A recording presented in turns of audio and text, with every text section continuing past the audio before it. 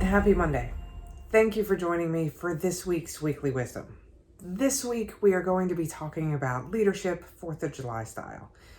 So, what's a lesson that we can learn about leadership from the 4th of July?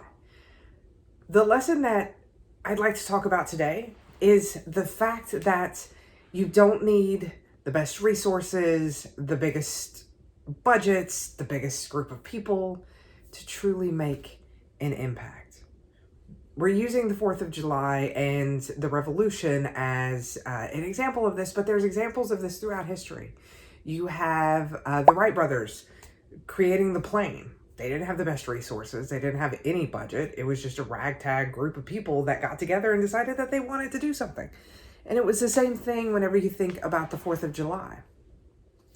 The revolution and the freedom that the United States fought for came from a group of people that if you looked at them on paper, they should not have won. It was a group of people that came together. They didn't have the best budget. They didn't have the resources that they needed. They were up against far superior competitors. And in leadership, how often do we look at something and we think to ourselves, well, if I only had a bigger budget. Well, if I only had the better people. Well, I can't compete with them because of ... Leadership is about inspiring people, getting a group of people together around a common purpose and goal and helping them achieve that. Many times, some of the best stories that we have are stories about people or groups of people that have overcome obstacles in a way that nobody could have imagined.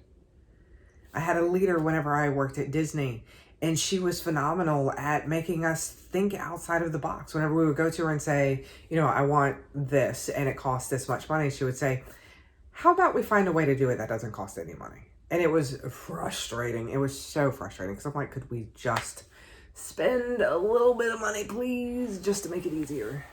But I tell you what, we always came together to figure out what we were looking for and found an alternative solution.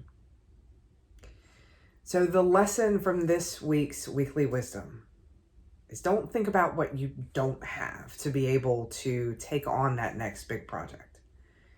Think about what you do have and get a little creative. Channel your inner founding fathers. Channel your inner Wright Brothers. Channel your inner just badass that we know that you are.